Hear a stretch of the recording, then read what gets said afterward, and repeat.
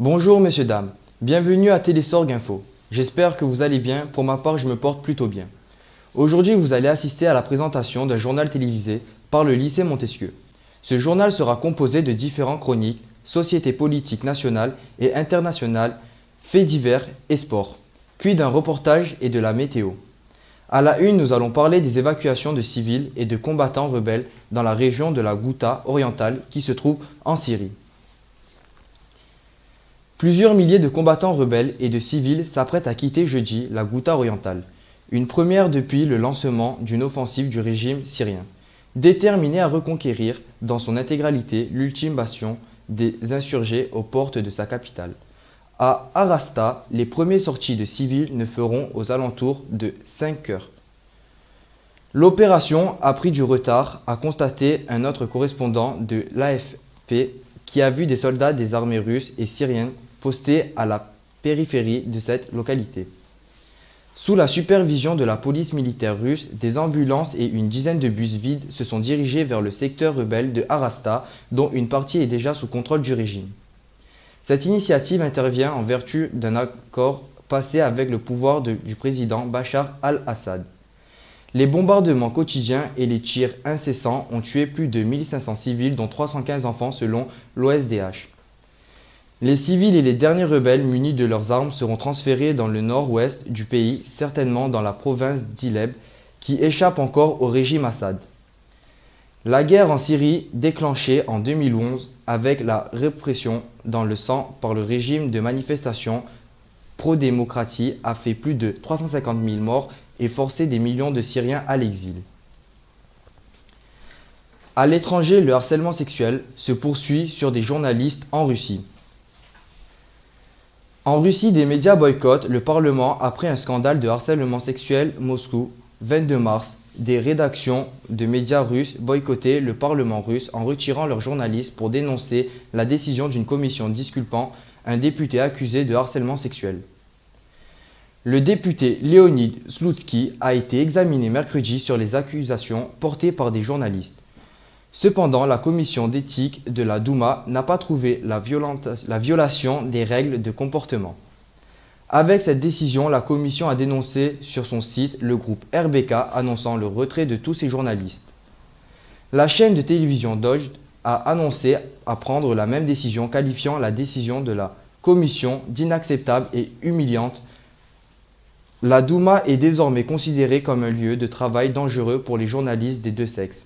De plus, la rédaction au quotidien Commerçant a déclaré avoir été surpris et déçu par la décision de la commission qui a transformé la réunion en procès des victimes. Les autres médias ont annoncé vouloir s'entraider et travailler ensemble sur le changement de situation. Les accusations portées contre Leonid Slutsky constituaient le premier cas médiatique de scandale en Russie. Paris touché par une grève nationale de cheminots et de fonctionnaires qui dénoncent les plans de réforme annoncés par le gouvernement. Un rassemblement a été organisé gare de l'Est. Bonjour. À la une de l'actualité, les grèves perturbent de nombreuses personnes. Les syndicats du secteur public prévoient environ 180 manifestations et rassemblements. Des cheminots grossiront les rangs. On attendu un trafic SNCF très perturbé, des vols annulés et des écoles fermées. Fonctionnaires et cheminots mènent jeudi une charge commune contre les projets de réforme du gouvernement. Parmi les autres secteurs qui sont touchés, les crèches, l'examen du permis de conduire, les bibliothèques, la collecte des ordures à Paris. 7 syndicats sur 9 ont appelé à la grève. Ils manifestent pour défendre à la fois le pouvoir d'achat des fonctionnaires mais également le statut de la fonction publique territoriale, hospitalière et d'État. Les cheminots protestent contre la réforme du rail. C'est la deuxième fois depuis l'arrivée du pouvoir d'Emmanuel Macron que les agents publics se mobilisent après le 10 octobre où des centaines de milliers d'entre eux ont battu le pavé contre la suppression annoncée de 120 000 postes, le rétablissement du jour de carence et le gel de salaire. Face à ce test social d'envergure, le gouvernement affiche sa très grande détermination à poursuivre les transformations. Selon le porte-parole Benjamin Griveaux, notre préoccupation est de nous assurer que le fils du dialogue de la concertation sont toujours là. A-t-il dit à propos de la SNCF, le gouvernement devrait être beaucoup plus attentif à la réalité des choses. notamment à la forte inquiétude des fonctionnaires, a relevé sur BFM TV Jean-Claude Mailly, secrétaire général de la Force ouvrière. Autre information, Nicolas Sarkozy a été convoqué au commissariat et placé en garde à vue à Nanterre pour financement illégal de campagne électorale et recel de fonds publics libyens. Nicolas Sarkozy, ex-président de la République, a été mis en examen mardi 20 mars pour corruption passive, financement illégal de campagne électorale et recel de fonds publics libyens, et placé en garde à vue pendant 16 heures dans les locaux de la lutte contre la corruption à Nanterre. Cette mise en garde à vue fait suite à la déclaration de Ziad Tankeddine comme homme d'affaires franco-libanais, qui s'est présenté en novembre 2016 dans les locaux de la police judiciaire où il a déclaré avoir participé au passage de 5 millions d'euros entre la Libye et la France pour le financement de la campagne électorale de Nicolas Sarkozy en 2007. Nous rappelons que le nom de l'ancien président français est également paru dans d'autres affaires, comme dans l'affaire des enregistrements Busson, son ex-conseiller, auteur d'une série d'enregistrements du président à l'insu de ce dernier, où Nicolas Sarkozy a été victime d'empiètement de vie privée en 2011. Nicolas Sarkozy a également été impliqué dans l'affaire de Big Malion, où il a été mis en examen en raison du dépassement du plafond autorisé des dépenses de sa campagne présidentielle en 2012. Nicolas Sarkozy a déjà été placé en garde à vue en juillet 2014, une première en France pour un ancien chef d'État. Pour l'instant, Nicolas Sarkozy a tout nié en bloc. Une compétition de skate a été organisée à Nantes, là où tous les passionnés de trotte peuvent se rencontrer et se mesurer les uns aux autres. Les pistes du skatepark de Nantes ont été prises d'assaut hier dans une sympathique ambiance où se mélangent amateurs et professionnels de la trottinette freestyle. Bienvenue à la troisième trottière à main.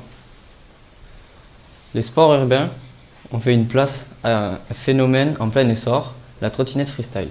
Une pratique en vogue depuis la fin des années 90, début 2000, avec une trottinette adaptée, guidon renforcé et résistance au choc. L'objectif est de réaliser les plus belles figures, tricks sur les rampes, modules ou dans les airs.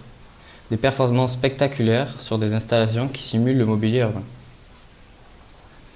Samedi 17 et dimanche 18 mars 2018, les meilleurs riders se sont confrontés au skatepark de Nantes, une compétition à haute voltige ouverte gratuitement au public. Les spectateurs ont pu admirer les figures casse-cou des pros lors du spectacle de la troisième trottière à main, compétition nationale de trottinette freestyle. La compétition nationale rassemble des riders amateurs et pros de l'Hexagone. Pour la troisième édition, la compétition offre aux trottier riders la possibilité de se défier sur la plus grosse rampe du hangar, un module qui culmine à 3,50 m. Malgré ses impressionnants 5300 m² couverts, le hangar est un lieu mal connu des Nantais. Ouvert depuis 2001, il participe à l'émergence des cultures urbaines en accueillant skate, roller, BMX et bien d'autres. Tout au long de l'année, les sportifs peuvent venir pratiquer. Le hangar propose régulièrement des stages de découverte pour les curieux et une école de glisse. Un projet que nous aimerions voir arriver dans notre ville. Un reportage sur les années 20, surnommées années folles. Découvrons ensemble pourquoi on les surnomme ainsi. Bonjour, nous sommes à Paul Pocherel de Sort. Nous avons vu deux expositions sur les années 20. Pourquoi appelle-t-on les années 20 les années folles?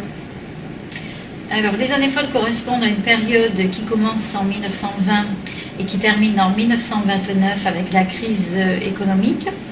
Alors, c'est un phénomène culturel qui est marqué par l'exubérance et la créativité de nombreux artistes. Alors, il faut dire qu'on sort de la Première Guerre mondiale, donc les gens ont besoin d'oublier les horreurs de la guerre, de se divertir. Il y a une forte émulation intellectuelle.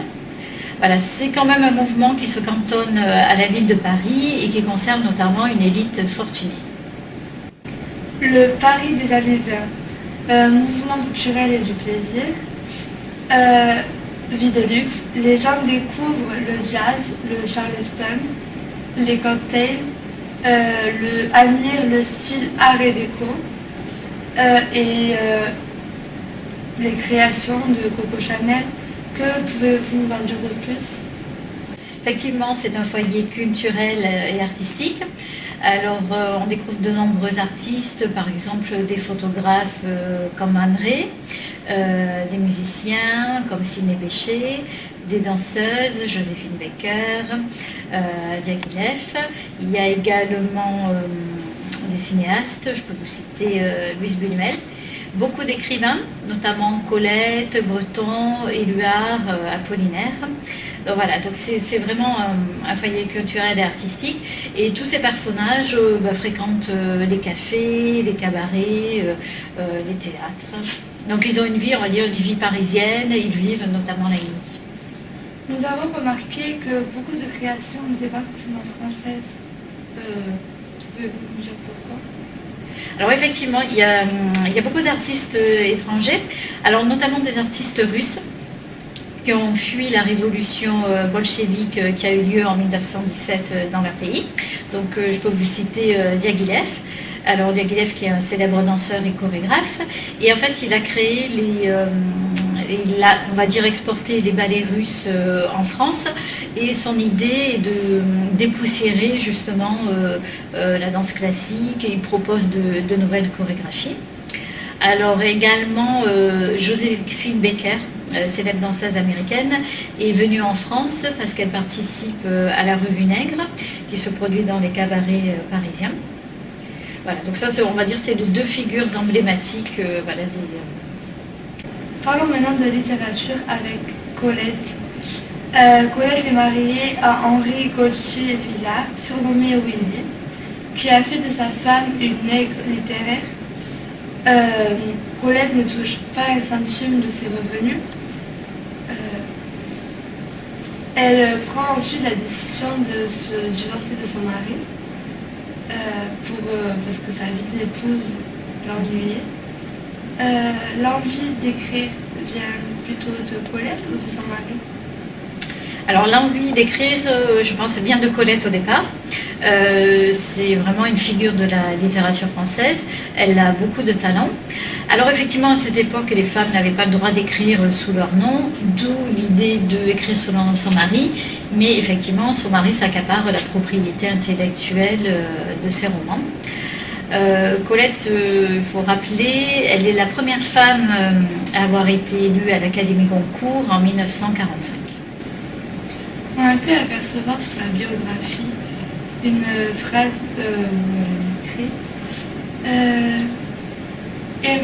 choisir, être choisi, aimer tout de suite, après viennent les soucis, le péril de perdre, la crainte de semer le regret.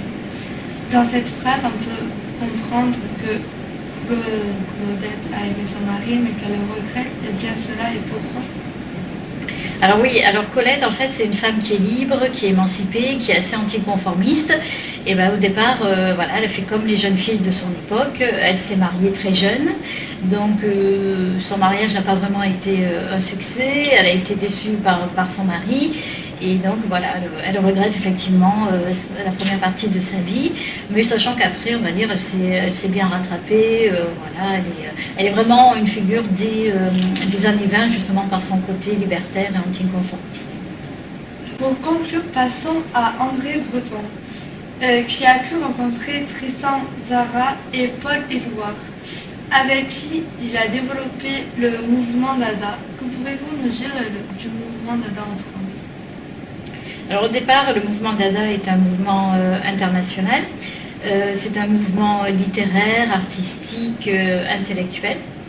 Et donc les prôneurs de ce mouvement, en fait, ils veulent sortir vraiment de toutes les contraintes, qu'elles soient politiques, artistiques, esthétiques. Donc ils rejettent un petit peu, voilà, les anciens codes de l'art. Ils sont assez, on va dire, comme une partie est quand même jeune, ils sont assez respectueux, assez extravagants. Et dans leur art, ce qu'ils veulent faire, c'est vraiment choquer la population, se faire poser voilà, que les gens se posent des questions sur l'art. C'est ça en gros. Alors oui, effectivement, André Breton est une figure vraiment du mouvement dadaïste. Merci de nous avoir accordé de votre temps, et d'avoir répondu à nos questions. Merci à vous. Enfin, nous terminons par la météo présentée par Nassine. Bonjour à tous. Après un épisode froid, retour du beau temps sur l'ensemble de l'Hexagone, nous retrouverons des températures saisonnières allant de 3 à 13 degrés du nord au sud. La couverture nuageuse est présente quasiment sur l'ensemble de la France, sauf en Méditerranée où le soleil est bien présent. Dans le nord, le temps sera plutôt nuageux avec des précipitations dans le quart nord-ouest ainsi que le Grand Est. Les températures allant de 4 à 10 degrés. Cet après-midi, le ciel sera bien ensoleillé dans toute la partie est, avec des températures allant de 6 degrés en Bourgogne, mais également 11 degrés en Auvergne et 10 degrés en Occitanie. Demain, nous fêterons la Saint-Victorien. Le soleil se lève à 6h37 et il se couchera à 18h56, ce qui vous fera 3 minutes de soleil en plus. C'était la météo, je vous souhaite une agréable fin de soirée.